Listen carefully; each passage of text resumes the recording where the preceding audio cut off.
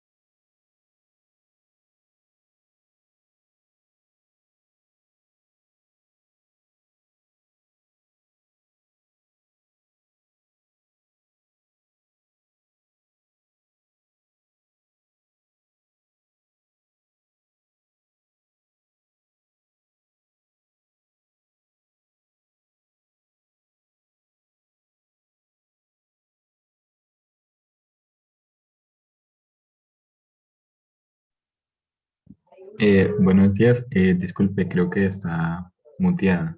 No, tiene el micrófono activado.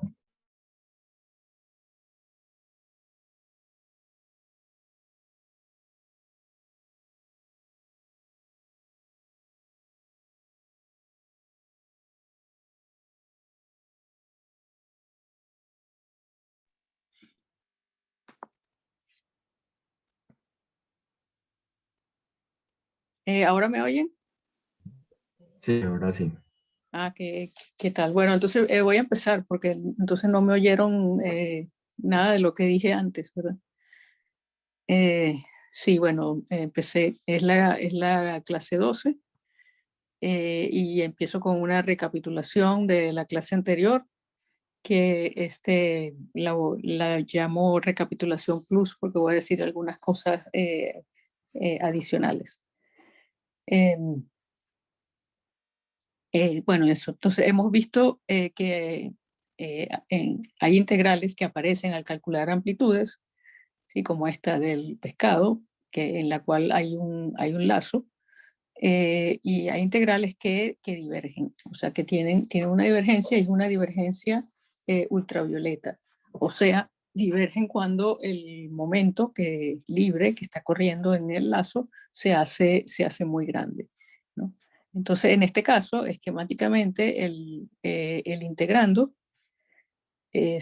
para el K grande en el denominador es efectivamente como tener un K a la 4 y en el denominador está el de 4K que si lo escribo, bueno, pensando que estoy trabajando, por ejemplo, en espacio euclidio, paso a coordenadas esféricas y entonces el de 4K es K cubo de K. ¿Sí?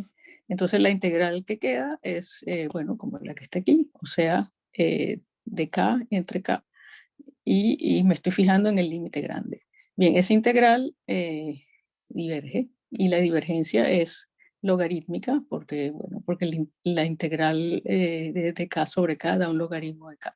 Y sabemos que diverge aquí porque 1 sobre k, que está dibujado aquí, ¿sí? No se va a cero suficientemente rápido cuando k se va a infinito. ¿Okay? Entonces, esa integral tiene una divergencia logarítmica.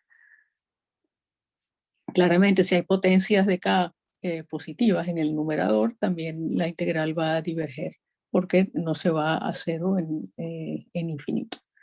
Entonces, por eso hablamos, entonces, si consideramos una integral más genérica, por ejemplo, viniendo de un diagrama genérico con muchos lazos, ¿sí? Podemos hacer un análisis similar, ¿sí? Una tal integral va a tener, que realmente es una integral múltiple, ¿okay? Hay una integral por cada momento indeterminado y sabemos que por cada lazo hay un momento indeterminado. Entonces aquí hay tantas integrales como el número de lazos. Y luego por cada línea interna, ¿sí? Hay un propagador y eso me da unas potencias de momentos en el denominador, ¿sí? Que los llamé K', pero todos estos momentos están relacionados unos con otros por las condiciones de conservación de momento en los vértices, ¿sí? Ahora, esquemáticamente, cuando todos los momentos se van a infinito simultáneamente, el integrando, o sea, me va a quedar, puedo hablar que hay un integrando, hay una integral total, ¿sí? De nuevo, de K a una cierta potencia, ¿sí? Y esa potencia la podemos ver lo que queda, ¿no? Porque, o sea, podemos ver lo que es, porque originalmente eso teníamos los L veces los de 4K, eso me da el factor 4L, y después hay I veces los propagadores y cada uno tiene un 2, una potencia 2. Está en el denominador, eso me da el signo menos, o sea que la potencia total es D menos 1. ¿Sí? Bueno, en total sería un D tomando en cuenta el de K. ¿Sí? Bien, entonces, ¿qué podemos decir? Bueno, que si este D es menor que 0, estrictamente menor que 0, la integral va a ser superficialmente convergente. ¿sí? Superficialmente, porque o sea, puede ser que haya algún subdiagrama todavía donde haya alguna divergencia. Y lo que sí podemos decir es que si el D es positivo o cero, la integral es divergente. Ahí no se lee bien, pero bueno, más o menos se ve que dice divergente. ¿Sí? Entonces, este D se llama el grado de divergencia superficial. En la clase anterior vimos que para la teoría lambda phi 4, usando ciertas relaciones que hay del número de lazos con el número de vértices y el número de líneas internas, y del número de líneas internas y externas con el número de vértices, encontramos que ese grado de divergencia superficial es 4 menos E, donde E es el número de líneas externas. ¿Sí? En la tarea 4, que ya está publicada, hay un ejercicio para que ustedes repitan más o menos la deducción de esta fórmula para otros tipos de teorías. Una que tenga un acoplo lambda phi 5 y otra con el lambda phi cubo, y vean las diferencias que hay entre ellas y con esta lambda phi 4. Ahora, el hecho que este grado de divergencia superficial solamente depende del número de líneas externas y no depende para nada del número de vértices, nos dice que hay solamente dos tipos de divergencias posibles, ¿sí? Bueno, además usando que la teoría es invariante bajo phi va a menos phi, entonces el E no es impar. Entonces, las posibilidades con D positivo o cero es tener dos líneas externas que da D igual a 2. Entonces, si cualquier diagrama con dos líneas externas, que lo pongo aquí así como algo genérico que está pasando en el medio y las dos patas externas, esos diagramas son divergentes. Y ahí ejemplos concretos que vamos a ver son los que están aquí dibujados. ¿Sí? O sea, el primero tiene un lazo y los otros tienen dos lazos y muchos más que ustedes se pueden imaginar. La otra posibilidad es tener cuatro líneas externas. En ese caso, la divergencia es logarítmica, D igual a 0. En el caso anterior es cuadrática, se dice cuadrática de igual a 2. Y entonces, bueno, en este caso con cuatro patas externas, ejemplos concretos, bueno, los que hemos visto en la amplitud, en el choque de 2 a 2, a orden lambda cuadrado, o este siguiente que sería también para esa misma amplitud, a orden 4 vértices, lambda a la 4. ¿Sí? Algunos comentarios aquí bueno, si el número de patas externas es mayor que 4, vemos que el D se hace negativo. ¿Sí? Sin embargo, el diagrama puede ser divergente, como ya comenté antes y también en la clase anterior, ¿no? Por ejemplo, aquí, que he dibujado aquí, vemos que tiene que 6 patas externas, ¿sí? 6 patas externas. Calculo el grado de divergencia superficial y me da menos 2. ¿Sí? Y entonces es lo que nos dice este conteo de superficial, es que es superficialmente divergente. Pero aquí vemos que hay unos subdiagramas divergentes, ¿no? O sea, aquí está claro que, por ejemplo, este es de nuevo ¿no? El pescado al revés. Entonces, eso, de hecho hay dos subdiagramas divergentes. Hay un teorema de Weinberg que dice que un diagrama es convergente si su grado de divergencia superficial y el de todos sus diagramas es negativo, y el cual no es el caso justo en ese diagrama que acabo de dibujar. Bien, la otra observación importante es que el hecho que resultó que el grado de divergencia superficial solo depende del número de patas externas, eso es se corresponde con el hecho que la constante de acoplo, el lambda phi 4, es adimensional. O sea, tiene dimensiones de masa 0. ¿Sí? O dicho de otra forma, ya el lambda phi 4 tiene dimensión 4 como el lagrangiano, cuando la dimensión de lambda es 0. ¿Sí? En la tarea 4, pues ustedes tienen el caso de la interacción lambda phi 5, phi a la potencia 5, y ahí, bueno, van a comprobar que la dimensión de masa de este parámetro es negativa, es -1, y también van a comprobar que el grado de divergencia superficial aumenta con el número de vértices, con lo cual queda que hay infinitos diagramas divergentes. ¿Hay alguna pregunta hasta ahora? De hecho, al principio olvidé preguntar si había preguntas.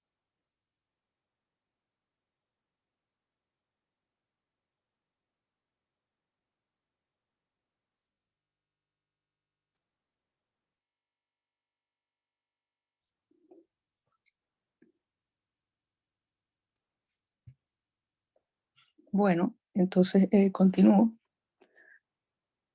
Sí, de acuerdo al grado de divergencia superficial o a la dimensionalidad de la constante de acoplo,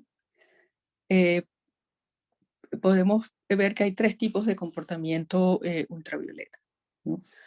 O sea, hay 3 tipos de teorías con 3 tipos de comportamientos ultravioleta. Primero tenemos las teorías super renormalizables. En ese caso, la dimensión de la constante de acoplo es positivo. Y aquí ocurre, se ve que en las divergencias hay solamente un número finito de diagramas que diverge superficialmente. Un ejemplo de esta es la teoría de lambda phi cubo, como ustedes van a comprobar en la tarea. Luego está la teoría, hay teorías renormalizables, donde la dimensión de la constante de acoplo es 0, y ahí hay un número finito de, estoy hablando de las renormalizables, hay un número finito de amplitudes que divergen superficialmente, y las divergencias ocurren a todo orden. ¿Okay? Eso es el caso de la teoría lambda phi 4, y bueno, ustedes van a ver también que es el caso en electrodinámica cuántica. ¿Sí? Esto de que las divergencias ocurren a todo orden, bueno, se lo ven, por ejemplo, aquí, ¿no? O sea, ya hay divergencias a orden lambda cuadrado, lambda a la 4, igual aquí, lambda cuadrado, ¿sí? Pero solamente hay 2 tipos de amplitudes o de funciones de Green que tienen divergencia, la que tiene dos patas y la que tiene 4 patas. Bueno, luego están las teorías no renormalizables, y ahí la dimensión de la constante de acoplo es negativa. En este caso, todas las amplitudes divergen a un orden suficientemente grande. Es decir, si empiezo a aumentar el número de vértices en una amplitud de n patas, llega un momento en que divergen. ¿Sí? Un ejemplo es una teoría lambda phi 5, y eso lo pueden ver entonces comprobar en la tarea, esto de que todas las amplitudes divergen a un orden suficientemente grande.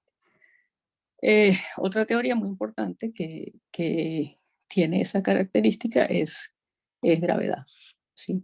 En gravedad pueden ver la constante de acoplo es la constante de Newton, que tiene dimensión de masa a la -2. ¿Sí? Algo importante que vamos a empezar a ver hoy es que en una teoría renormalizable, las divergencias se absorben en un número finito de parámetros, o equivalentemente en un número finito de contratérminos. ¿Sí? Aquí un pequeño comentario que en la próxima clase posiblemente hable más de eso, es lo siguiente. Sí, por lo menos cuando yo empecé a estudiar hace ya bastantes años, las teorías no renormalizables eran así como tabú, ¿sí? O sea, siempre era un criterio pensar en la renormalizabilidad. Si queremos teorías renormalizables. Sin embargo, eso ha ido cambiando con el tiempo, ¿sí? Y actualmente, pues, se considera que incluso las teorías no renormalizables se pueden tratar en teoría cuánticas de campos como teorías efectivas, ¿sí? O sea, no va a haber un número finito de contratérminos, o sea, siempre va a haber que ir aumentando los contratérminos, pero hay una forma de manejar eso. Bien, ¿hay alguna pregunta hasta ahora?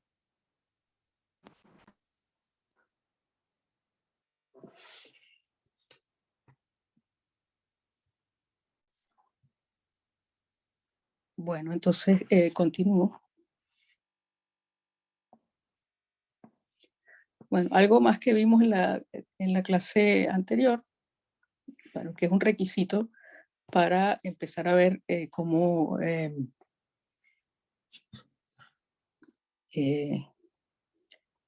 resolver sistemáticamente las divergencias, es regularizarlas antes. ¿Okay? O sea, hacer que las integrales que son divergentes sean finitas. O sea, que en la práctica quiere decir introducir un parámetro tal que al cambiar ese parámetro, pues se ve la divergencia. ¿Sí? Entonces hay dos formas de regularizar de las que hablé y que se acostumbran usar. Una pregunta. Sí.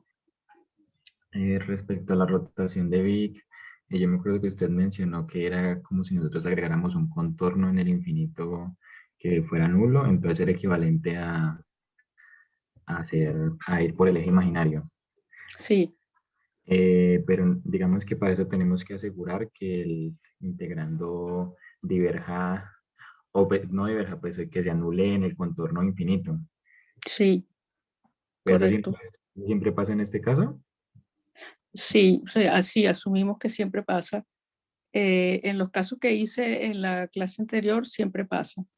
Porque si ustedes se recuerdan, por ejemplo, imagínate lo que hay en el denominador es el propagador, ¿sí? O sea, espérate un segundo.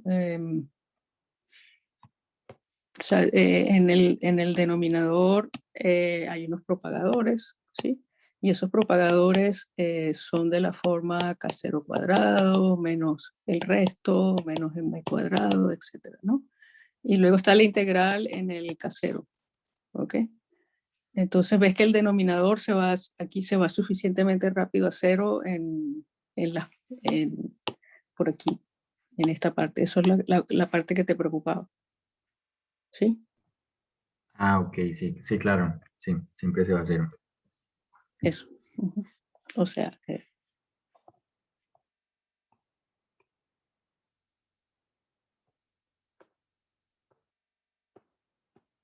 bueno, ¿dónde estaba?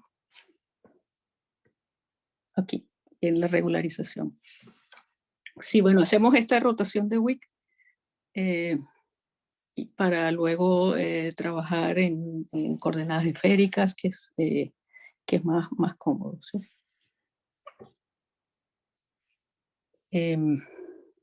Bueno, tiene otras ventajas trabajar entonces en espacio euclídeo. Y entonces decía que hay dos maneras de regularizar que estamos usando. Una es la introducir el cutoff o corte lambda. Y eso quiere decir que las integrales que aparecen, como estas de las que hablé antes, en vez de integrar hasta infinito, integramos hasta el corte lambda. ¿Sí? Algo que quizás no recalqué suficiente en la clase anterior es que este lambda tiene unidades de energía o de momento o de masa, ¿sí? Que son equivalentes si estamos poniendo h barra igual a c igual a 1. ¿Sí? Entonces ese lambda es, digamos, es una energía muy grande, un momento muy, muy grande. Bien, entonces en la clase anterior trabajé esta integral particular que está aquí, que, bueno, como vamos a ver en un segundo, está relacionada con el diagrama de la amplitud del choque de 2 a 2. Entonces, bueno, lo trabajamos y queda el resultado que está aquí. Realmente lo trabajé con m cuadrado en vez de c cuadrado, pero el resultado pues lo puedo extrapolar. Aquí hay unos puntos suspensivos, eso quiere decir términos que se anulan cuando este lambda cuadrado es mucho más grande que el c cuadrado. Otra cosa que también quizás los pueda confundir es que escribo log, ¿ok? Bueno, log quiere decir logaritmo neperiano. O sea, algunos libros escriben log, otros escriben logaritmo neperiano. Aquí son equivalentes. Ese log no es logaritmo base 10, sí, es logaritmo neperiano.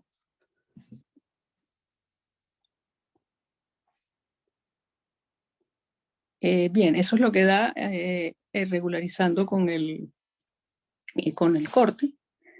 En el caso de regularización dimensional, aquí el procedimiento, es decir, en vez lo que hacemos es considerar a la dimensión del espacio-tiempo como un parámetro. O sea, la dimensión del espacio-tiempo es un parámetro.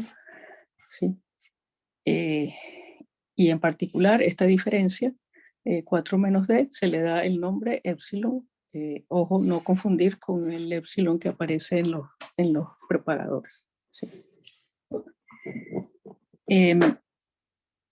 Bien, ¿cuál es la idea de la regularización dimensional? Bueno, que si el d es suficientemente pequeño, las integrales convergen. ¿Okay? Entonces ahí donde convergen, uno las calcula y después técnicamente lo que se dice, se hace la continuación analítica a d igual a 4. Y, sí, se demuestra que, bueno, que funciona.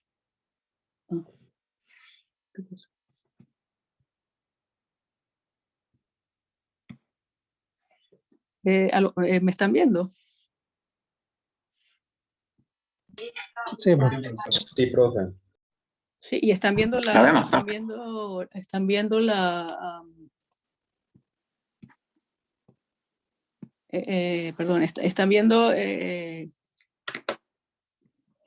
láminas. Sí.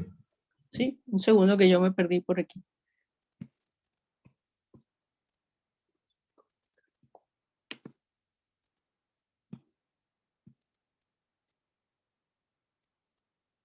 Uf.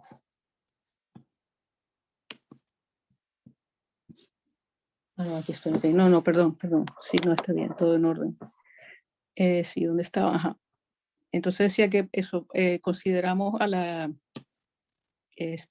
dimensión del espacio-tiempo D como un parámetro. ¿Sí? Se define este epsilon 4 menos D. Algo que no mencioné en la clase anterior porque no era tan relevante en ese momento, y es que para mantener la constante de acoplo lambda adimensional, se introduce un parámetro de masa que también va a ser un parámetro en la regularización dimensional y se llama mu, a ese parámetro de masa. ¿Sí? Entonces, digamos, ¿cuál es la idea? Que lambda se reemplaza por lambda mu a la epsilon, con el epsilon de arriba. ¿Sí? ¿Eso por qué? Bueno, porque entonces en el lagrangiano, el término lambda phi 4 ahora va a ser lambda mu a la epsilon phi a la 4. ¿Sí? De esa manera, pues queda que ese término todo junto, o sea, como está escrito ahí, todo tiene dimensión d, ¿okay? Que es la dimensión del lagrangiano en d dimensiones. ¿Okay? Se recuerdan que bueno, hace ya bastante tiempo al principio ¿verdad? Cómo encontramos que la dimensión del lagrangiano es 4 en dimensión 4. Bueno, porque el lagrangiano es la integral de la acción no tiene dimensiones, las coordenadas tienen dimensión -1, por lo tanto el lagrangiano tiene que tener dimensión 4. Bueno, si ahora cambio la dimensión del espacio, el lagrangiano tiene dimensión d, ¿sí? Y para que todo este término, tengo que sacar de nuevo la cuenta de cuál es la dimensión de phi, y entonces para ver, puedo ver que todo este término ahora tiene la dimensión correcta, ¿sí? Con un lambda adimensional, porque lo que hacía falta se absorbe con este módulo epsilon. Okay. Eso, bueno, es un ejercicio que quizás lo ponga en la próxima tarea. Es solo para que ustedes mismos lo vean. Bueno, también en la clase anterior hice rápidamente la misma integral de antes, la que es relevante para esta amplitud de 4, del choque 2 a 2. Esa misma integral ahora le estoy poniendo el lambda cuadrado para tomar en cuenta el efecto del mu que he mencionado, ¿sí? Entonces, bueno, o sea, ¿qué hago? Bueno, paso, en vez de calcular en 4 dimensiones, calculo en d dimensiones, ¿sí? De nuevo se hace la rotación de Wick, etcétera, y luego se pasa a esférica, se integra, ¿sí? Y el resultado, bueno, es lo que escribí ahí, ¿sí?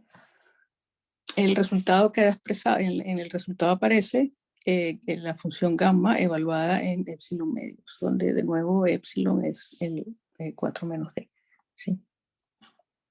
Entonces, bueno, que ve, uno sabe, ahora le decía que uno quisiera, bueno, regresarse a d igual a 4, ¿okay? O sea, tomar el límite que cuando d igual a 4, pero en ese límite, entonces epsilon va a 0, y se sabe que esa función de gamma de epsilon tiene un polo en epsilon igual a 0. Y bueno, uno puede calcular residuos, de hecho uno puede calcular toda la expansión. Como les mencioné en la clase anterior, eso, por ejemplo, matemática puede hacer la expansión, ¿sí?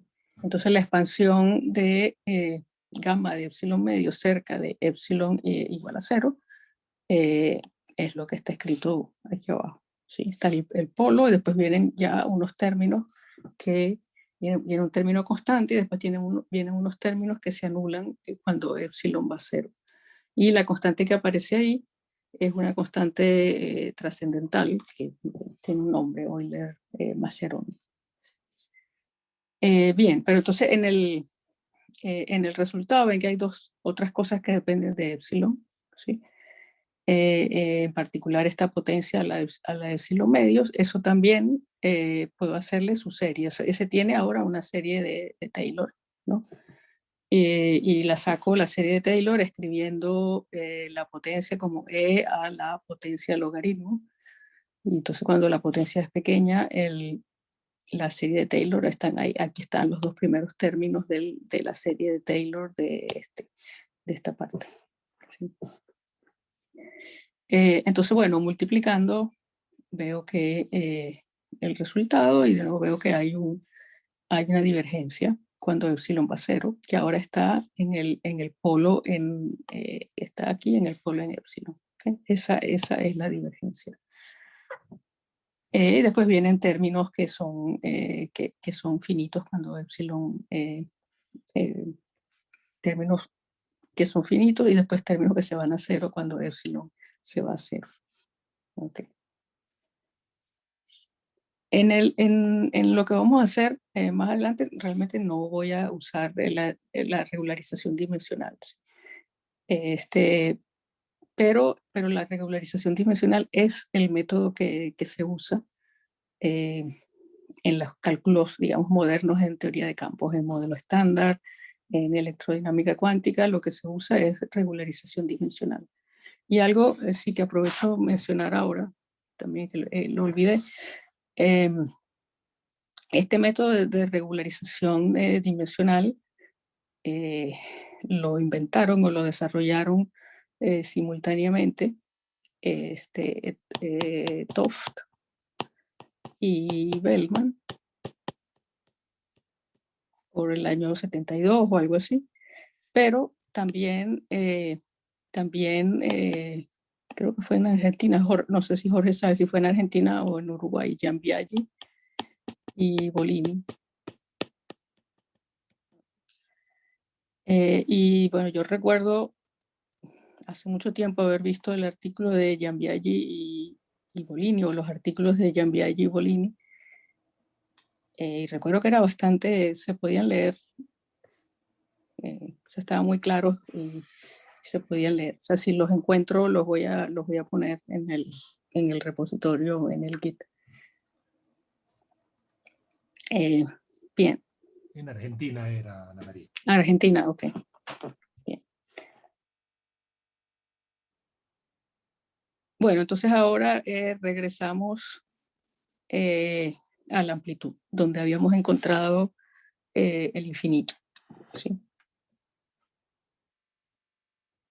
Entonces, bueno, había la amplitud correspondiente a este diagrama, le había dado este nombre, y M2ds. O sea, depende de la variable esta de Mandelstam, S, que es en el canal S donde las partículas entran en el mismo vértice, y ese es la suma de los momentos al cuadrado. En el sistema centro de masa, como vieron o van a ver en la tarea, ese es la energía del centro de masa al cuadrado. Entonces, claro, el momento, PA más PB aparece en la integral, ¿sí? Está aquí ya, está aquí. Y por invariancia de Lorentz, la integral solo depende de P cuadrado, que es, bueno, que es S. ¿Sí? Ahora, ¿qué más hay en la integral? Bueno, lo que nos dice la aplicación de las aplicación de las reglas. ¿Sí? Está está la integral sobre el momento que queda libre. Están los propagadores. Sí, está que es el propagador por aquí. Está el propagador por aquí abajo, es el propagador Y después están los vértices, ¿sí? La contribución de los vértices, menos I lambda por cada vértice, y hay un factor de simetría, que es el 2 en el denominador. Bueno, ahora para proceder, estas cuentas no las voy a hacer, quizás las ponga en un ejercicio en la tarea. Ahora se usa lo que se llama el truco de Feynman, ¿sí? Que es escribir denominadores como los que hay aquí. ¿Sí? Aquí hay un producto 1 entre este denominador que está en verde, y aquí 1 entre este otro denominador que está en amarillo. Entonces ahí, digamos, si quieren, uno usa el truco de Feynman, donde el A es el amarillo, no sé, y el otro es el B, es lo otro. ¿Sí? O sea, bueno, sería y el A sería el otro. Entonces, el truco de Feynman dice que ese 1 entre ese producto es una integral de 0 a 1 de lo que están viendo. Creo que escribí algo mal. Sí. Me parece que el cuadrado va por fuera. Sí. Aquí hay un error. Bueno, ya lo corregiré. Bueno, una vez que uso eso, que combino, o sea, eso se usa para combinar los dos denominadores. ¿Sí? Entonces uno combina los dos denominadores, da cuenta que aparece por ahí un producto notable y ve que se puede hacer un cambio de variable. ¿Sí? Y después que se hace ese cambio de variable, la integral queda lo que escribí aquí abajo. ¿Sí? O sea, eso, usando este truco, la combinación de los dos denominadores ahora se simplifica y solo queda L cuadrado menos C cuadrado. Y el C cuadrado es esta combinación que está aquí. ¿Sí? Definitivamente hay un error en la forma. Bueno, y también queda la integral esa en el parámetro de Feynman. ¿Sí? Ahora, la integral sobre los momentos que está quedando es justo de las que había evaluado anteriormente como ejemplo, tanto con el cutoff como en regularización dimensional. ¿Sí? Entonces, evaluándola con el cutoff, bueno, habíamos visto que esa integral es lo que escribe aquí. Tiene una divergencia logarítmica, o sea, potencia 4 arriba, potencia 4 abajo, divergencia logarítmica. Bien, entonces sustituyo, ¿sí? Y me queda pues lo que está escrito ahí abajo, sustituyendo, dado que el c cuadrado es lo que está arriba. Bien. Y bueno, aquí si este S es mucho mayor que m cuadrado, entonces me puedo olvidar del m cuadrado, y la parte que diverge, entonces es simplemente un logaritmo de lambda cuadrado entre S. ¿Okay? Eso integrado, la integral entonces de 0 a 1 de eso da el logaritmo del lambda cuadrado sobre S. Y ese es un resultado que ahora vamos a usar en un momento. También, o sea, no, creo que no lo vamos a usar, pero igual lo menciono. O sea, también puedo calcular el diagrama en regularización dimensional. ¿Okay? O sea, siguiendo los mismos pasos de usar el truco de Feynman, llego, bueno, al mismo punto donde estaba en el caso anterior. ¿Sí? O sea, ahí llego a lo mismo. Donde se diferencian entonces es cómo evalúo la integral sobre momento. ¿Sí? Entonces, la integral sobre momento también es la que acabo de hacer hace un momento. Y bueno, escribí el resultado. ¿Sí? Quizás un poco distinto como lo escribí arriba, pero ahí está el resultado. Y entonces, bueno, si sustituyo, ¿sí? De nuevo, pues de nuevo veo que hay un término que tiene la singularidad, el polo en epsilon, ¿sí? Y después están los otros, ¿sí? Bueno, que quedan con la integral en x. ¿Sí? Igual ahí le dejé puesto las constantes, el gamma y el logaritmo de 4pi, ¿no? Pero esa parte se puede integrar rápidamente. De hecho, la parte que tiene el logaritmo también se puede integrar. ¿Sí? Vean que aquí aparece el mu cuadrado y aparece convenientemente de forma que las unidades en el argumento del logaritmo pues se cancelan. También de nuevo les comenté que el método de regularización dimensional es el que se usa en los cálculos modernos, duros. Y ahí lo que va a pasar, algo bueno que se relaciona con lo que vamos a empezar a ver, es que para renormalizar, hay un esquema que se llama el esquema de sustracción mínima, MS, y en ese esquema el contratérmino absorbe la divergencia, ¿sí? el polo en epsilon. Después hay otro esquema que se llama la sustracción mínima modificada, y ahí también el contratérmino absorbe esos factores de gamma y el logaritmo de 4pi que para cálculos intermedios bueno, pueden ser pesados de estar arrastrando. ¿Sí? Pero igual, digo, de eso no, en este curso que es solo una breve introducción a la renormalización, pues no vamos a usar esos esquemas. Bien, ¿hay alguna pregunta hasta ahora? Esto más o menos es el recap plus de la clase anterior. Profe, yo tengo una pregunta.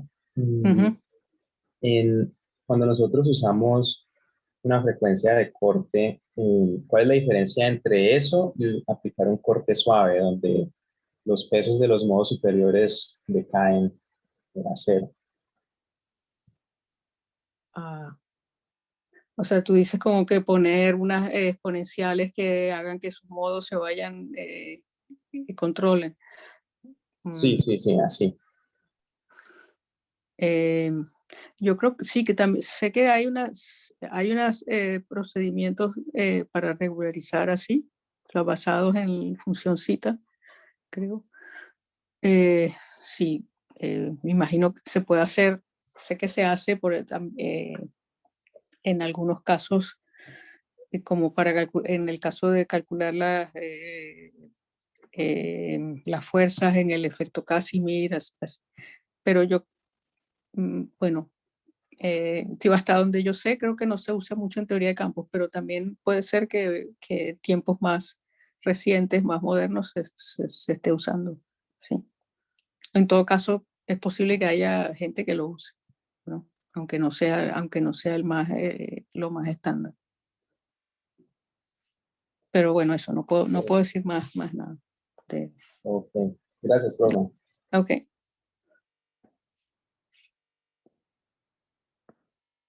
Bueno, entonces ahora entramos a la renormalización, que es, bueno, ¿qué vamos a hacer con estas integrales que bueno, ahora están regularizadas, ¿sí?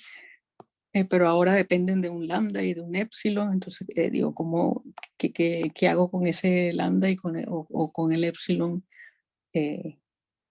Sí, vamos, si estoy trabajando y quiero comparar con resultados experimentales, etc. Un poco aquí ya adelanté que eso que ahí van a aparecer unas cosas que se llaman contratérminos y que van a absorber, por ejemplo, los polos. Pero bueno, o sea, queremos ver un poco más de detalle en cómo funciona este proceso que se llama renormalización. Igual va a ser una discusión pues no muy técnica, sofisticada. ¿Sí? O sea, voy a seguir sobre todo el libro de sí, el de Quantum Gravity, Quantum Theory in a Nutshell, el capítulo 3.1 para esta parte, y también el Schwartz, que ya he mencionado, el capítulo 15.4. Bueno, entonces, de nuevo volvamos a la amplitud esta de 2 a 2 en lambda phi 4, que fue donde descubrimos los infinitos, ¿sí? Donde se hicieron más patentes los infinitos. ¿Sí? Entonces, bueno, ahí que vimos, bueno, si queremos calcular la amplitud de scattering, entonces, bueno, hay un término a primer orden que depende de lambda, que es el que está dibujado ahí, simplemente el vértice y las 4 patas externas. Pero luego están los diagramas a un lazo, ¿sí? Y hay 3 en los 3 canales, ST, ST y U. ¿Sí?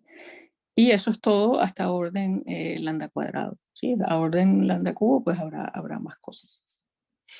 Luego, el resultado, ahora, bueno, sabemos que entonces las integrales en este M2S era divergente. Las otras no las hice, pero o sea, los cambios son, los podemos imaginar, ¿no? O sea, no lo mencioné, pero o sea, ¿qué diferencia va a haber en el canal T? Bueno, que ahora uno de los momentos el momento que está apareciendo va a ser el momento, el de transferencia en el canal T. ¿Sí? Entonces, en vez de depender en ese, pues la integral que queda del segundo término depende de T. ¿Sí? Sí, por cierto, estas variables de Mandelson también están en la tarea 4 para que, bueno, sobre todo los que se van a ir por el área esta de teoría se acostumbren más a usarla. ¿Sí? Igual en el otro canal, pues el resultado de la integral va a ser como el mismo resultado para la M2DS, solo cambiando S por U, ¿okay? Y S por T. Y ese es el resultado que usando el cutoff, o sea, para la integral en S habíamos visto, bueno, estos números y el logaritmo de lambda cuadrado sobre S. O sea, y 32, esos números estaban por aquí. ¿Sí? O sea, son estos números. Y lo que decía antes, ¿verdad? Si tengo este diagrama, ¿okay? Entonces la fórmula para la amplitud, que sería de t, va a ser como esta, pero el p que aparece aquí es ahora el que está, bueno, el que puedo calcular, es por aquí viene un PA y por aquí sale un P1, entonces el P que aparece es el tal que su cuadrado esté. Bien, entonces tengo ese resultado. Sí. Y aquí viene el problema. Que veo que M depende de lambda. ¿Sí? Y además ese lambda es un número muy, muy grande. ¿Sí? Entonces, ¿cuál es la solución al problema?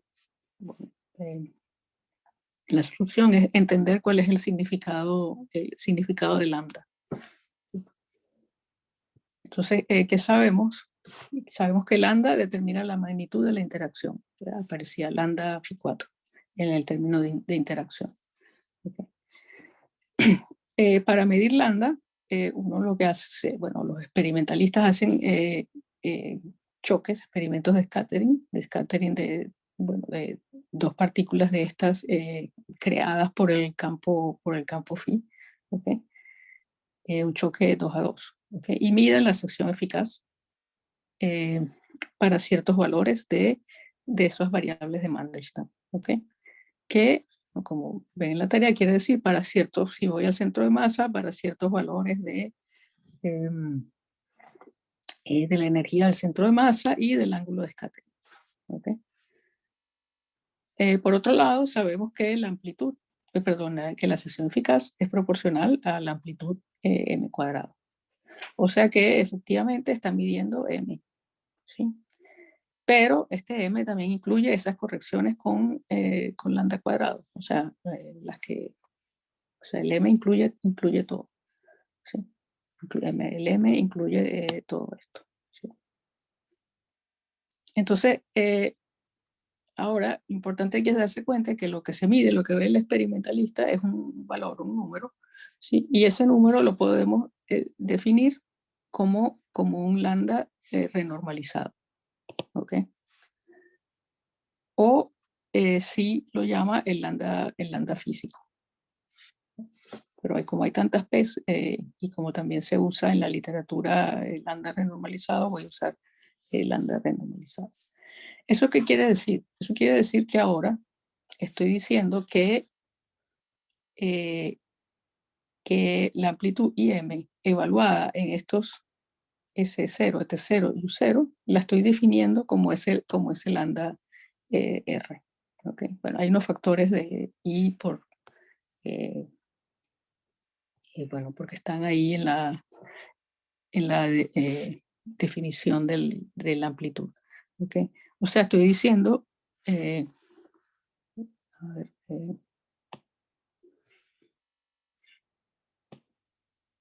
estoy diciendo que, no sé si puedo escribir aquí abajo, que o sea, lo que esto está diciendo es que IM evaluada en S0, T0, U0, ahora estoy diciendo eso es menos I lambda R. ¿Sí? Y esa es esta ecuación ahora, porque esta IM evaluada en estos valores, voy arriba, ¿ok? O sea, agarro mi fórmula y meto aquí S0, S0, T0, U0. ¿Okay? Entonces, eso es lo que ahora se dice. ¿Okay? Se dice, esta amplitud, ¿okay? Me está definiendo esa lambda renormalizada. ¿Okay? Ahora, esa ecuación la veo justamente como una relación entre la lambda que tenía originalmente mi lagrangiano, con la que estuve trabajando para calcular, ¿sí? Y este valor observado físico o renormalizado, lambda R. ¿Ok? O sea, tenemos como una formulita, ¿sí? Que me relaciona lambda con lambda R. ¿ok? Solo, claro, aquí no lo escribí, pero tengo que tener cuidado que es orden, hasta orden lambda cubo. ¿Sí? Bien, entonces está esa formulita. Ahora para simplificar, digo, este L0 es la suma de los 3 logaritmos que están ahí. ¿Sí? Y ahora quisiera despejar lambda de esa ecuación. O sea, escribir lambda en términos de lambda R. ¿Okay? Entonces una forma, digamos, segura de hacerla, y sobre seguro, es decir, bueno, aquí yo veo que, que a primer orden la solución es que lambda es lambda R. ¿Sí? O sea, porque a primer orden me olvido de del término con lambda cuadrado. ¿Ok? Entonces sé que a primer orden la solución es lambda igual a lambda R, y después va a venir algo a segundo orden. ¿Okay? Entonces hay una constante que no sé cuánto es, que la voy a determinar, esa que la llamé A, más lambda R cuadrado. Y bueno, hasta orden lambda R cubo. ¿Sí? Entonces para determinar esa constante, sustituyo en la ecuación. ¿Okay? Entonces, bueno, me dice en la ecuación X, el lambda R igual a lambda, ¿okay? Pero ahora lambda es todo esto, entonces que aquí viene, o sea, este lambda es este. Después dice menos lambda cuadrado y tal. Ahora, a orden lambda cuadrado, o lambda R cuadrado es lambda R cuadrado, porque o sea, si guardara este otro término, me empiezan a aparecer cosas de cúbicas o cuárticas que no, o sea, sobre las que no tengo control aquí. ¿Okay? Entonces, al orden que estamos trabajando, lambda cuadrado es lambda R cuadrado. ¿Okay? Entonces tengo esa ecuación. ¿Sí? Y esa ecuación, entonces a este orden se satisface diciendo que A es pues, lambda 0 entre la constante que está aquí. ¿Sí? Pero lambda 0 no, este L0 entre la constante. ¿Ok? O sea, eso. O sea, ya encontré mi expresión para lambda en términos de la lambda renormalizada. ¿Sí? Sustituyendo el valor este de A que encontré. ¿Sí? Y ahora aquí viene lo que sí llama el milagro. ¿Sí? El milagro de la renormalización. Ahora voy a sustituir en mi amplitud que tenía. O sea, la amplitud que tenía de nuevo esta. ¿Sí? O sea, bueno, lo hubiera podido escribir, pero no lo escribí. Bueno, no, mentira, aquí está escrita. Ok, sí, voy a sustituir en mi amplitud que la volví a escribir aquí. ¿Sí? O sea, es la misma que está antes, pero quizás le quité los i's. Y de nuevo aparece una combinación de logaritmos que lo llamo L para no escribir tanto. ¿Sí? Entonces ahí voy a sustituir el lambda que acabo de encontrar. Entonces de nuevo en el primer término, lambda, bueno, hay un signo menos, el lambda es lambda R más el lambda R cuadrado por los logaritmos. ¿Ok? O sea, aquí veo este lambda. ¿Ok? Después lambda cuadrado. Entonces otra vez tengo que meter lambda cuadrado. ¿Ok? Aquí está, bueno, lambda cuadrado. Entonces, bueno, lo que decía antes, cuando eleva al cuadrado, como voy a elevar al cuadrado, realmente me quedo con el primer término, porque los otros, o sea, no tengo derecho a quedarme porque estoy hasta orden lambda RQ. Bien, entonces, ¿qué me queda al final? Bueno, sacando la cuenta, veo menos lambda R, el otro, veo también que queda el lambda R cuadrado con L0, queda con signo menos, por aquí está. Y está este lambda R cuadrado, la constante, con el L. O sea, el L es la suma. Los L son las sumas de los logaritmos. Bien, pero, bien, entonces queda esta combinación de la L menos L0, ¿sí? Donde L son los logaritmos. Y ahora, aquí digo, ahí ese es el milagro, o el milagro de los logaritmos, que al hacer esta resta, ¿verdad? Por las propiedades del logaritmo, se cancelan los lambdas completamente. O sea, por ejemplo, el primer término, el logaritmo de lambda cuadrado sobre S menos logaritmo cuadrado de menos el logaritmo de lambda cuadrado sobre 0. Sabemos por las reglas que eso es el logaritmo de lambda cuadrado sobre S entre lambda cuadrado sobre S0. Y ahí se cancela el lambda cuadrado. y así para todos. O sea, al final, nos queda simplemente que la amplitud expresada en términos de esa lambda renormalizada, ¿sí? Es perfectamente finita, como están viendo ahí, y no depende de lambda, no depende de lambda. ¿Sí? Además, o sea, hace predicciones concretas. Me dice, o sea, si me dicen cuánto vale para un cierto valor, en particular para este valor es 0, S0, T0, 0, dije que lo definí que ahí vale lambda R, ¿sí? Y si la mido a otro valor y lo calculo, pues veo que la diferencia son unos logaritmos, ¿ok? O sea, es una cantidad también que experimentalmente puedo ver si eso se cumple o no. Bien, ¿hay alguna pregunta?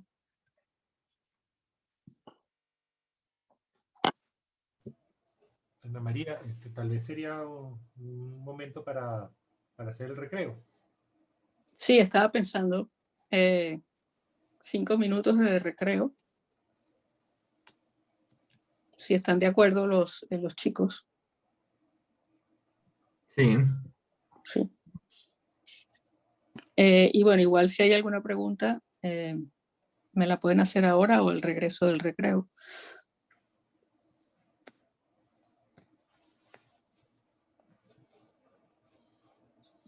Bueno, entonces nos vemos en 5 minutos. bueno, gracias. Ok. Esta vez no va a haber reloj, así que 5 minutos. Cada quien con su reloj. Bien.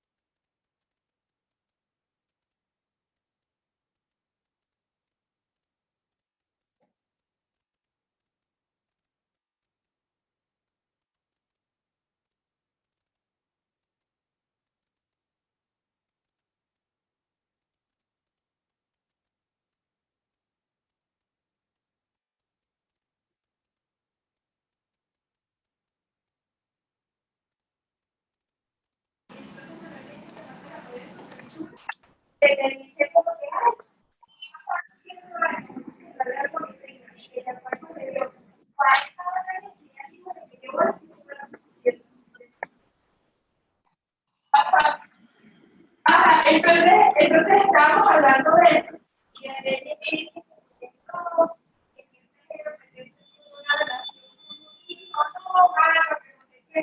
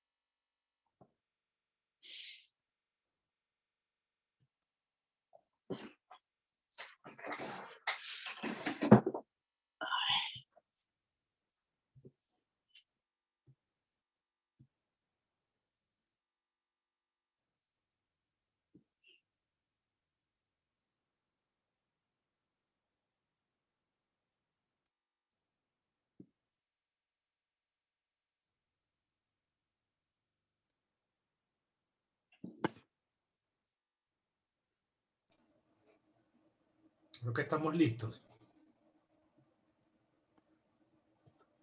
Sí. Bueno, por mi cuenta falta 1 minuto o unos segundos. Bien, ya, sí, perfecto. Bueno, espero que estén todos de regreso. Bien, entonces estábamos viendo cómo entonces resolvimos aquí la divergencia en la amplitud de choque 2 a 2,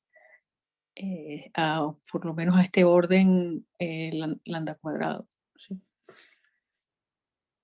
Ahora, hay otras divergencias, ¿no? Ya sabemos, el diagrama este o el proceso este que acabamos de ver es uno de los casos que tenía divergencia logarítmica de igual a 0, pero vimos al principio que en lambda phi 4 también está el caso de las divergencias cuadráticas, ¿no? De igual a 2. Y ese es el caso con dos patas externas. Entonces, bueno, voy a considerar ahora aquí la función de Green de 2 puntos, ¿no? Que es el caso con dos patas externas. Y esa función de Green, bueno, escribí aquí bueno, el término de orden lambda y un término y el término de orden lambda cuadrado, ¿ok? El término de orden lambda cuadrado que es lo que se llama irreducible de una partícula, ¿no? Hay otro término de orden lambda cuadrado que sería uno con dos burbujas, no se me van a quedar las burbujas. Un segundo, a ver.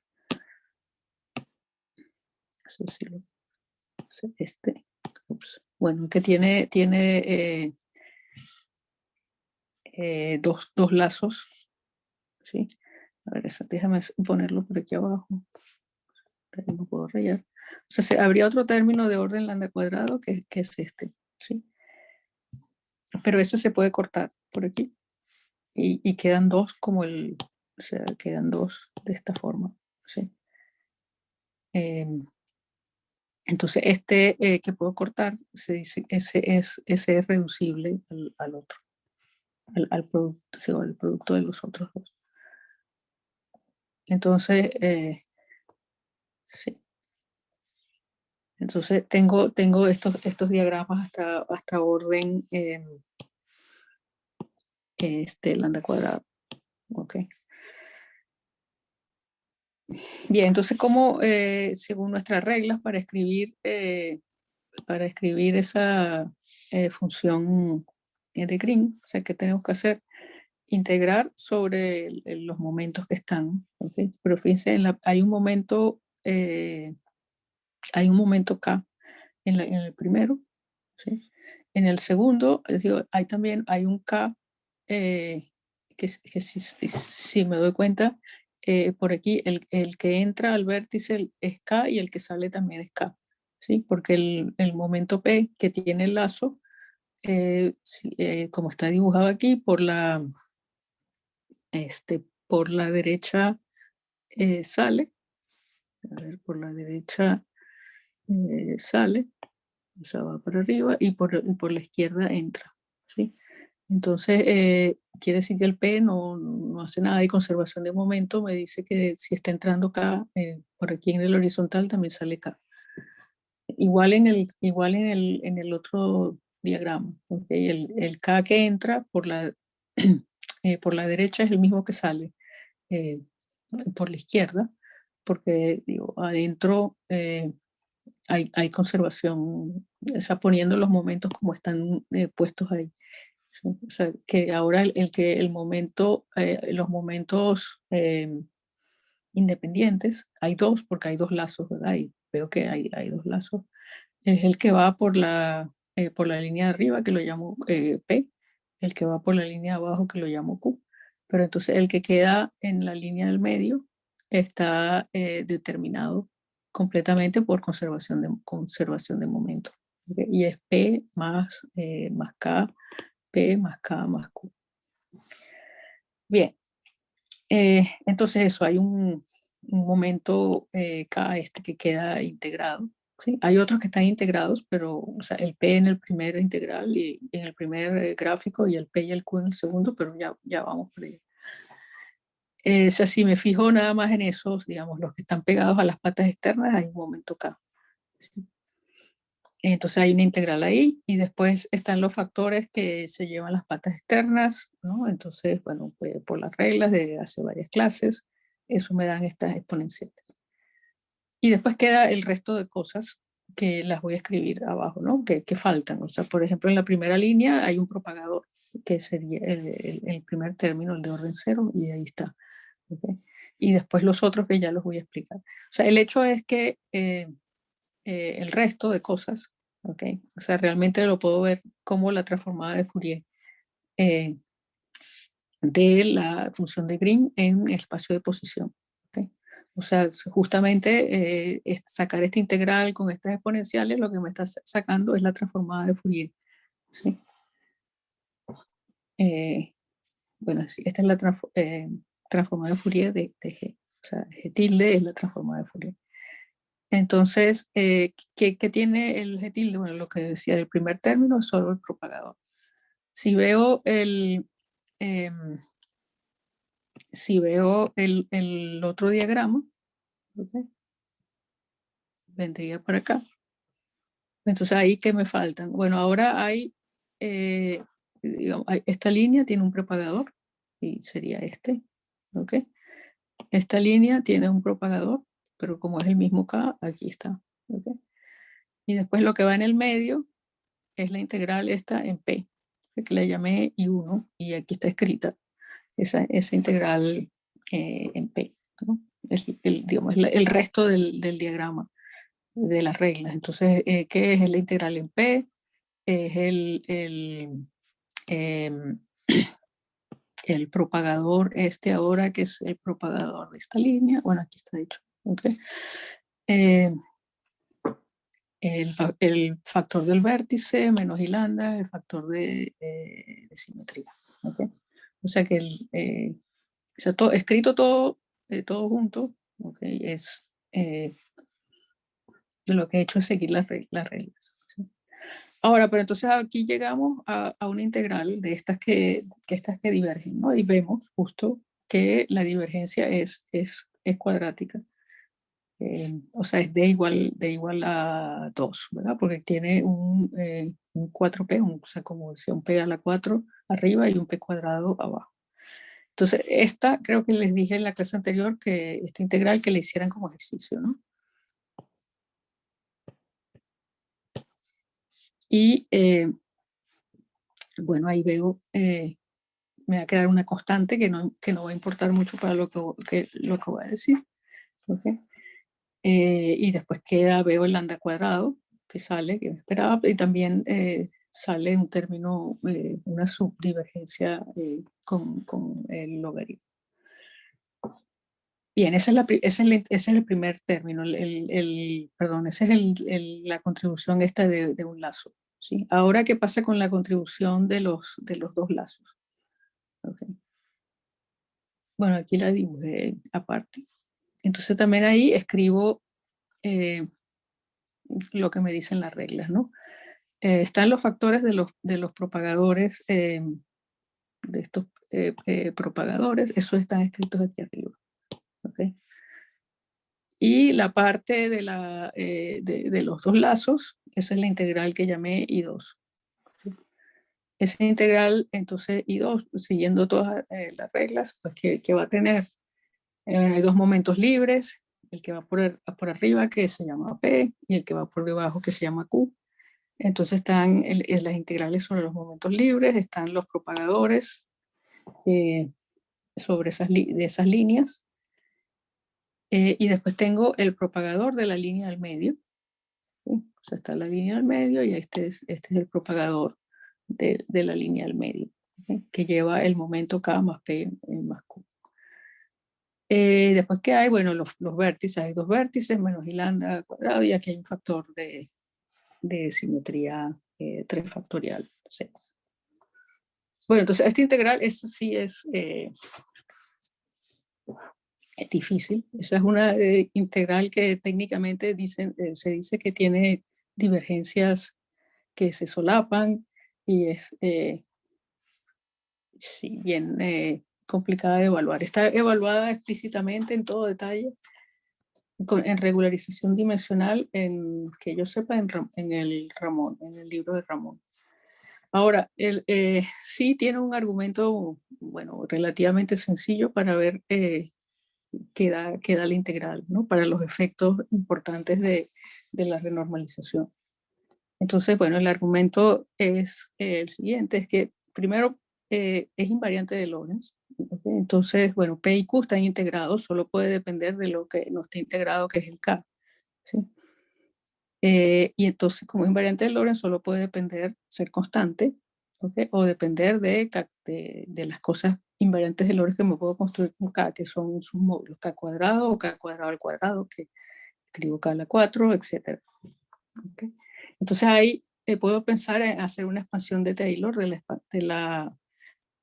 esa integral I2, como está escrito aquí, ¿no? O sea, hay un término D, que sería el término, la integral evaluada cuando K vale 0. ¿Okay? Después están los otros términos que ya voy a explicar. El primero, cuando la integral, cuando K igual a 0, bueno, ahí veo K igual a 0, entonces sí, veo que el grado de divergencia es 2 y me queda una divergencia cuadrática. ¿Sí? O sea, la integral va a quedar alguna constante que se podrá evaluar, el lambda cuadrado que ya tenía, y bueno, o el lambda cuadrado del acoplo y el lambda cuadrado del corte, ¿okay? Por la divergencia cuadrática. Ahora, también ahora es importante también determinar el E, ¿sí? O sea, la constante E en la expansión esta de Taylor de I2. Entonces, para hallar ese E, lo que se hace es derivar respecto a, o sea, se dice a K cuadrado. ¿Okay? Eso es derivar, no sé si quieren, bueno, respecto a algo que llamo R igual K cuadrado. ¿Okay? Y luego se evalúa en K igual a 0. Entonces, bueno, viendo la regla de la cadena y tal, veo que la derivada de I2 respecto a R realmente la puedo calcular bueno, como está escrito aquí. ¿Sí? Y eso entonces lo puedo hacer. Simplemente agarro lo que está arriba, derivo respecto a Camus, después lo contraigo con Camus, hago la cuenta y después evalúo en C. ¿Okay? Entonces, bueno, vaya saltando detalles y saltando sin escribir factores de I, 2pi a la 4, etcétera, me queda el resultado. ¿Sí? O sea que lo importante es que como tuve que derivar, ¿sí? Entonces la potencia de este término, ahora en el denominador, queda al cuadrado. ¿Sí? Como ven aquí. Y sí, bueno, evalué en K igual a 0. Pero ahora con esta potencia al cuadrado, veo que la divergencia que tiene la integral es logarítmica. ¿Sí? Porque ahora es 2 por 2, 4, y 2 más 2, 6, más 2, 8, y 8 arriba es una divergencia logarítmica. Entonces, con trabajo, pues se podrá evaluar la constante que aparece al evaluar la integral, pero lo que podemos decir es que tiene su divergencia logarítmica. Y bueno, eso como decía, sabemos que el argumento es adimensional y aquí, entonces, bueno, como están las masas, seguramente va a aparecer logaritmo de lambda cuadrado entre m cuadrado. Bueno, de esta forma, similar, para determinar f, se tendría que tomar otra derivada como la que acabo de hacer respecto a r, pero lo que haga otra derivada, ¿sí? La potencia de aquí abajo me va a aparecer más grande y ya no va a haber divergencia. ¿Okay? O sea que este f va a ser algo finito. ¿Sí? Entonces, en conclusión, esa integral de dos lazos, aquí veo cómo es su comportamiento. O sea, tiene una divergencia logarítmica, perdón, una divergencia cuadrática, y tiene una divergencia logarítmica. Y lo que es muy importante en lo que sigue es que esa parte con la divergencia logarítmica depende de k cuadrado. ¿Sí? K es el momento, si quieren, externo. ¿Sí? Bueno, ahora pongo todo junto en la función de Green. Se tenía en la transformada de Fourier el primer término, o sea, simplemente la línea, el 1. Este es el segundo término ahora, okay, que es de orden lambda. O sea, habían dos propagadores, ¿no? Y entonces, bueno, aquí simplemente factoricé 1. Y después está el otro término de orden lambda cuadrado, o sea, el diagrama de dos lazos que acabo de evaluar. ¿Sí? Entonces, bueno, lo escribí, o sea, saco un factor común. ¿Sí? Y ahora uno se da cuenta que lo que está quedando adentro es como una serie geométrica. ¿Sí? Bueno, la verdad es que habría que ver, pero se pueden imaginar los siguientes términos que van a venir. ¿Sí? Siempre o sea, los siguientes términos que van a venir son cosas así. ¿Okay? O sea, donde de nuevo aquí hay algo de esto que no puedo cortar. ¿Okay? Y entonces de nuevo aparece una potencia adicional de un propagador por aquí. ¿Okay? Después aparecerá otra cosa. Así aparecen otras potencias. O sea que los siguientes términos a ver, ¿dónde está? O sea, sí, los siguientes términos van a tener, va a haber un término siguiente que es 1 entre k cuadrado menos m cuadrado al cuadrado, después al cubo y así sucesivamente. Y queda una serie geométrica. ¿Sí?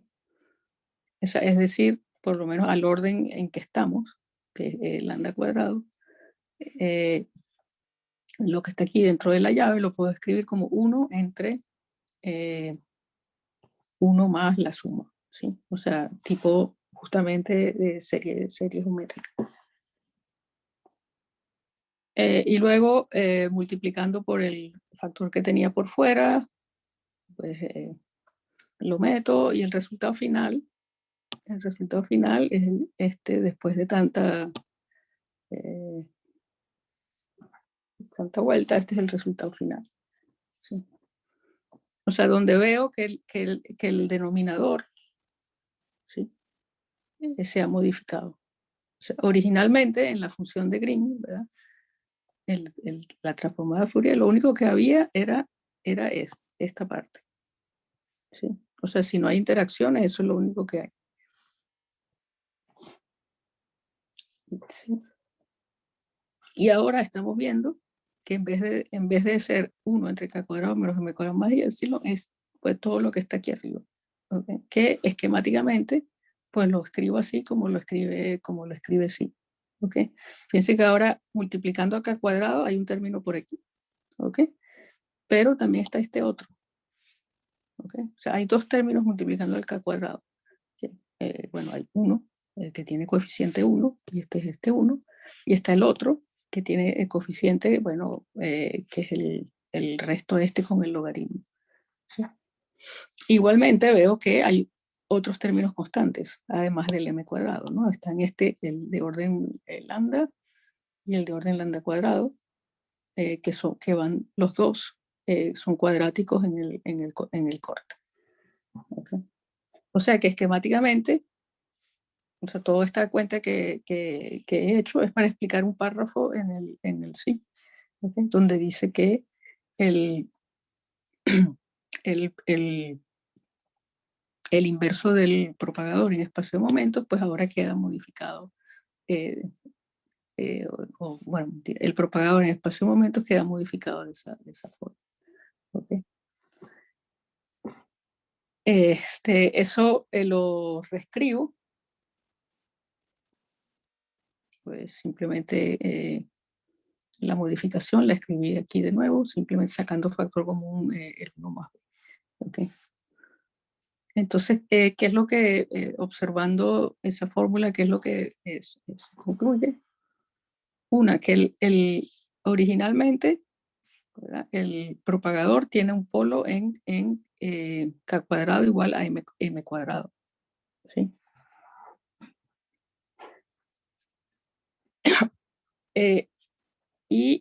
Luego, o sea, por las correcciones estas por la interacción, ese polo se corre, ¿ok?, a lo que es, podemos llamar una masa renormalizada o masa física, como lo llama así, ¿okay?, que lo leemos de ahí, ¿no? O sea, ¿a dónde va a tener el polo ahora, el denominador? ¿Dónde se anula el denominador? O sea, es otra forma de decirlo. ¿Dónde se anula el denominador?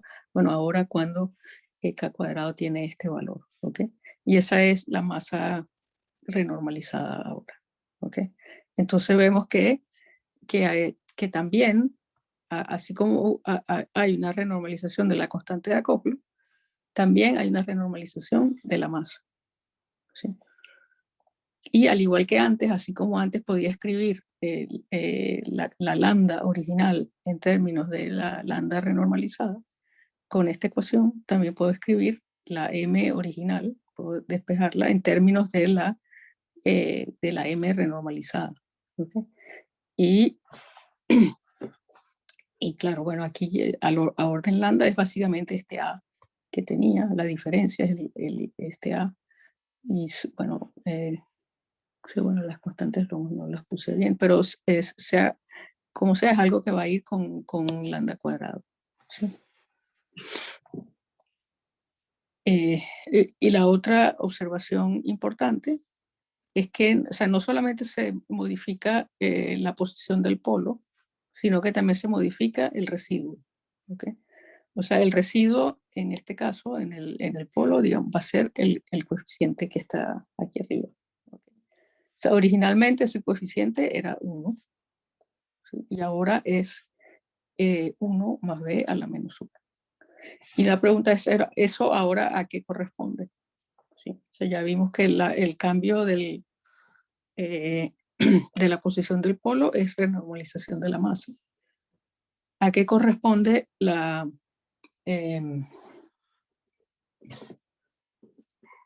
cambio del residuo? Y bueno, la respuesta es que ahora eso corresponde a una renormalización del campo phi, ¿okay?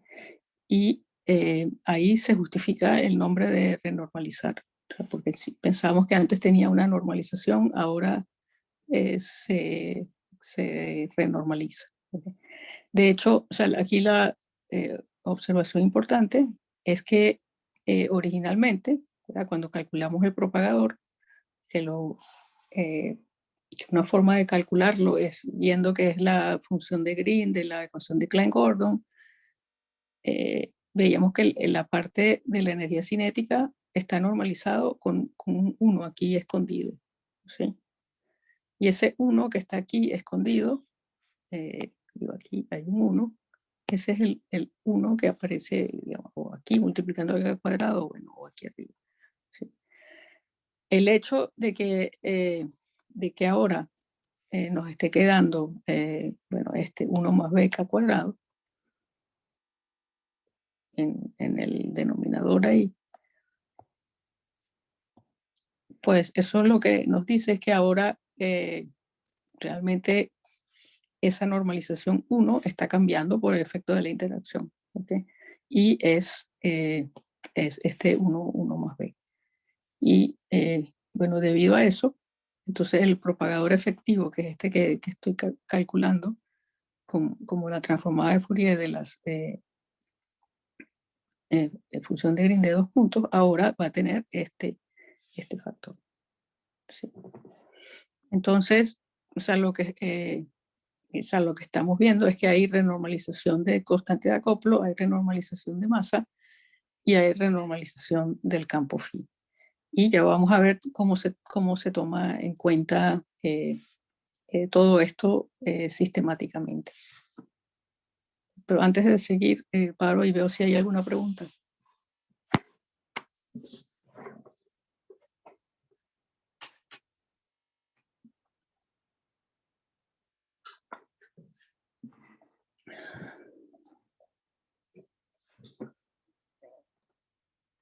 Bueno, entonces continúo.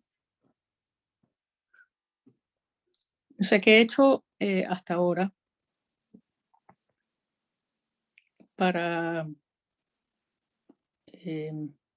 controlar las divergencias? Bueno, lo que he hecho es ajustar los parámetros originales que tenía, como por ejemplo lambda, ajustarlo en términos de un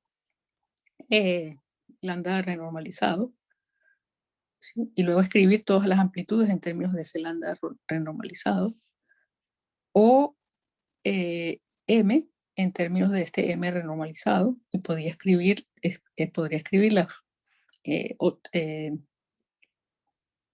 la función, correcciones a la función de Green esta de 2 puntos en términos del MR y ver qué queda finito. Por lo menos lo podría hacer a orden lambda, no sería muy complicado.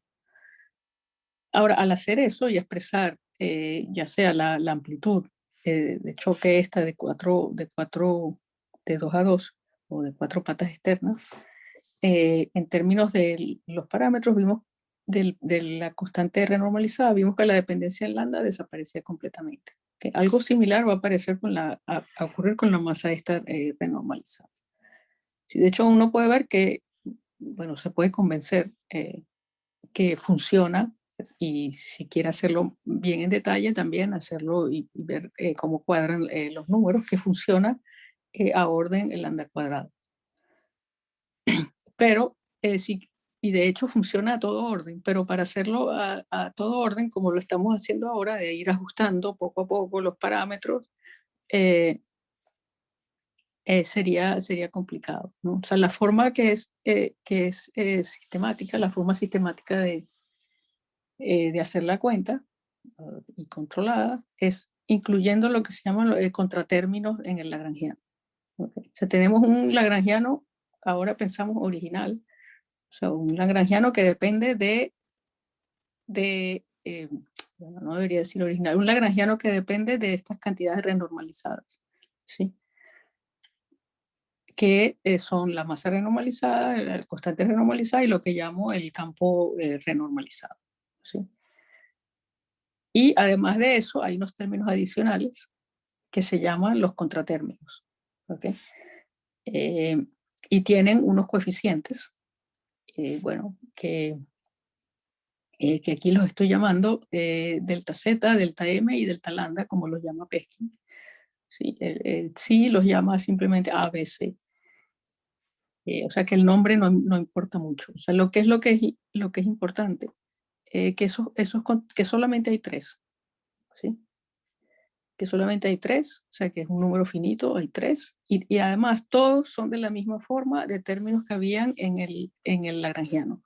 O sea que teníamos con el que hemos estado trabajando, ¿no? Que ahora lo pensamos como que es el lagrangiano en términos de las cantidades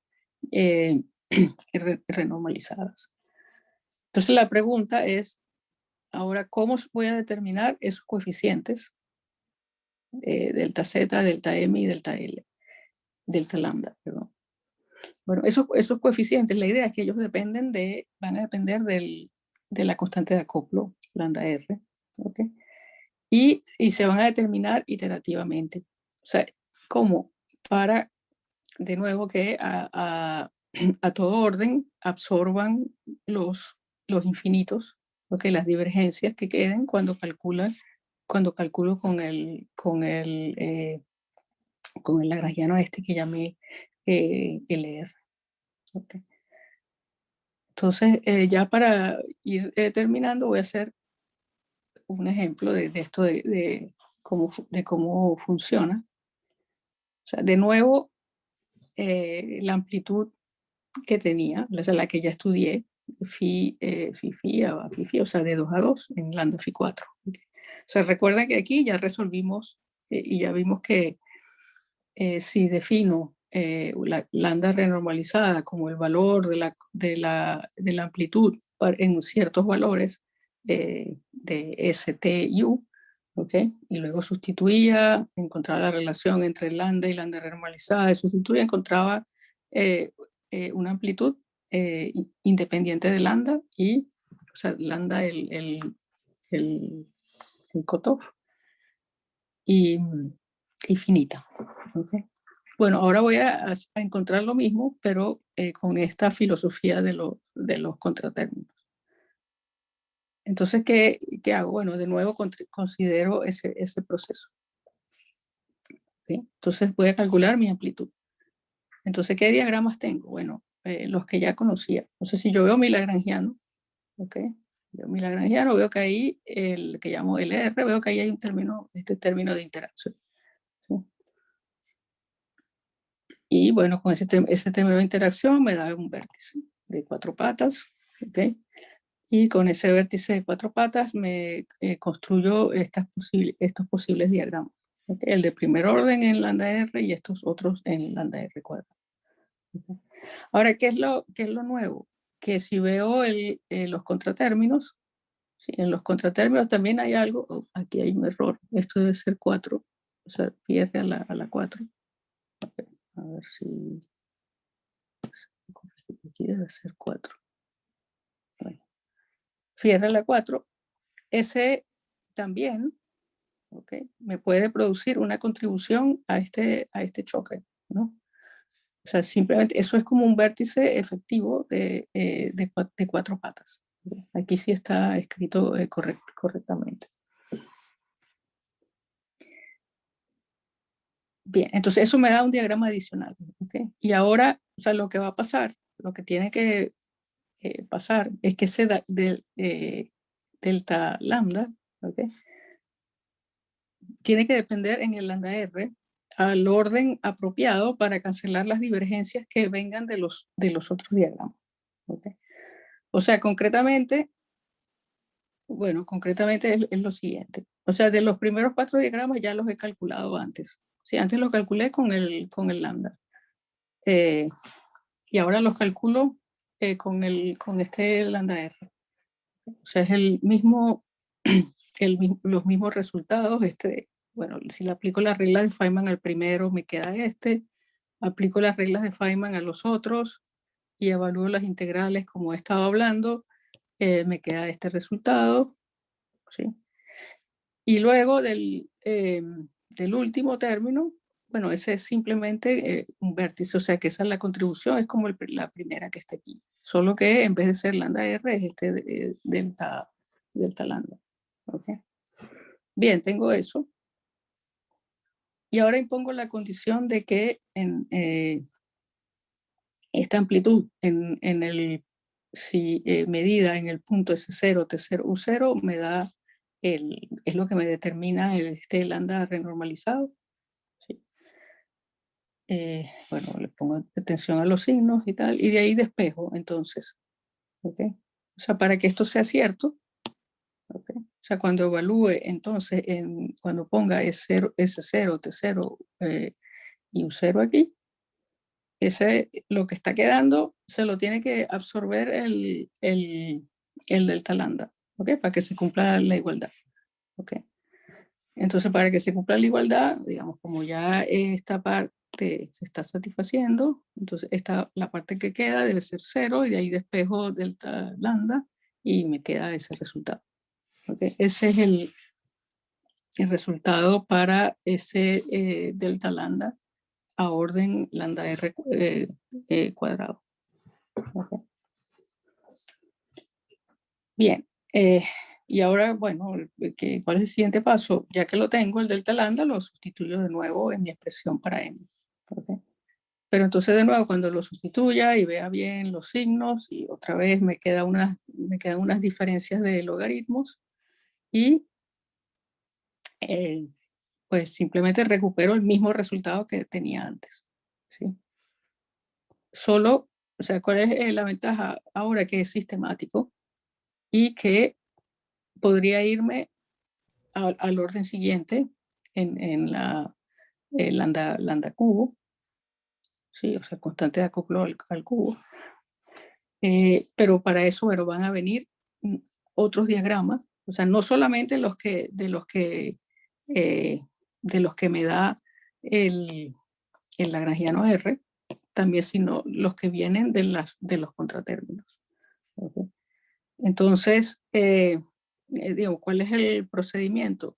Porque yo creo que ya lo voy a dejar para la próxima clase. Bueno, es ver cómo son las reglas de Feynman con contratérminos y ver cómo se aplican. O sea, más o menos podemos ir viendo que lo que van a hacer las reglas de Feynman con contratérminos es agregar como unos vértices adicionales, ¿sí? O uno que es como este, delta lambda, pero luego también tiene que haber un vértice adicional para estos dos términos, y eso es como, bueno, o es como una interacción, o sea, vamos a ver que ese es como algo así. Okay. O sea, es algo que tiene dos patas, ¿sí? O sea, porque tiene phi r cuadrado y aquí, bueno, están las derivadas. Pero esas derivadas lo que hacen es justamente es bajar un factor de poner un factor de k cuadrado, donde k sea el momento que va por aquí. ¿Okay? Entonces, sí, hay unas, podemos ver las reglas de Feynman con contratérminos, y entonces ahora trabajar sistemáticamente, ¿sí? Y ver cómo a todo orden se van cancelando las divergencias. Bueno, y eso también es lo que quiere decir que los coeficientes se determinan iterativamente. O sea, iterativamente quiere decir orden por orden. Primero veo cuánto valen a un cierto orden, después considero el orden siguiente, vuelvo a ajustar, etc. Y estoy diciendo que voy a demostrar, que obviamente no voy a demostrar nada. O sea, hay unos teoremas por detrás que son bien difíciles y complicados de demostrar. Pero, o sea, podemos ver en algunos casos sencillos por encima cómo se cumple, cómo funciona. Pero justamente esos teoremas dicen que va a funcionar. O sea que con solo esos tres contratérminos voy a poder cancelar todas las divergencias a todo orden donde aparezcan. También, o sea, no solamente en esta amplitud de A4, sino en la función de Green de 2 puntos, de 6 puntos, o sea, en otras cantidades importantes de la teoría.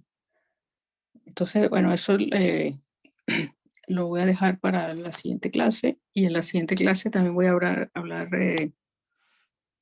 brevemente del grupo de renormalización y de los acoplos que corren. Y bueno, espero también, si hay tiempo, algo de teorías efectivas. Y básicamente entonces terminar con esta parte del campo lambda phi 4, o sea, el campo libre, el campo con interacciones, y pasar para la semana que viene tratar de hablar de ruptura espontánea de simetrías.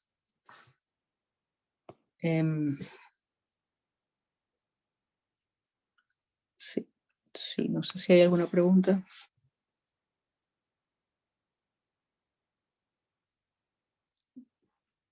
¿Aló? No. Tal vez el viernes luego de hacer el taller. Sí, bien. ¿Qué iba a decir?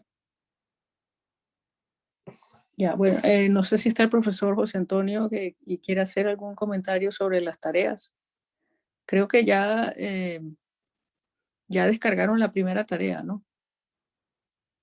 O sea, que está ahí esperando ser corregida. Y para este viernes se espera entonces que descarguen la segunda tarea.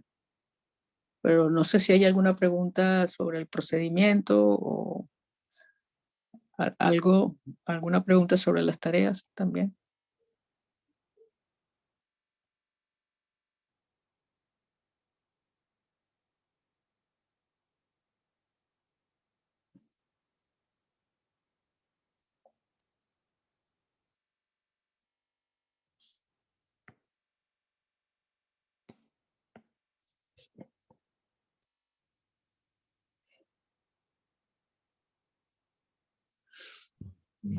Por el momento no. Por el momento. O sea, de nuevo les digo, traten de hacer la tarea 4. Sí, para esta parte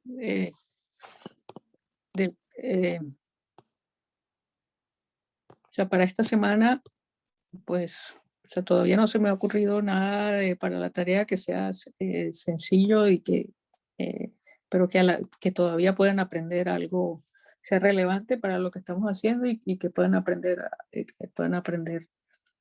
algo que les sirva si en un futuro pues quieren seguir y profundizar en el tema, ¿no? O sea, cuando en la próxima parte del curso que van a ver QED, es electrodinámica cuántica, pues ahí también va a ocurrir que todas las divergencias se pueden absorber en un número finito de contratérminos y el procedimiento va a ser similar. O sea, hay un lagrangiano que depende de las cantidades renormalizadas, están los contratérminos, y se procede orden por orden. Entonces, la idea de hacerlo ahora en la teoría Lambda 4 es que es un poco más sencillo y eso les va a servir si en el momento de ver unas teorías más, digamos, más complicadas, más realistas. De hecho, o sea, también hacer más detalles, dar más detalles, ¿no? En casos concretos, en casos, pues sería más interesante irse a QED y hacer las cuentas en QED, ¿no? Pero también ahí, bueno, aparte de que no lo han visto, también ahí va a haber más dificultades. Pero, vamos, eso es lo que sería realmente más interesante y útil para ver cómo luego funciona en el modelo estándar, ¿no? Donde de paso vienen otras complicaciones por la ruptura espontánea de simetría.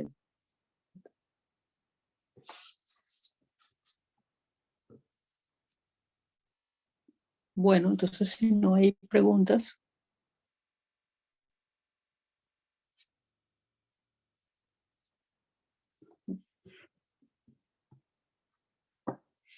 Nos despedimos hasta el jueves. Muchas gracias. Hasta luego. Hasta luego, que tengan buen día, buen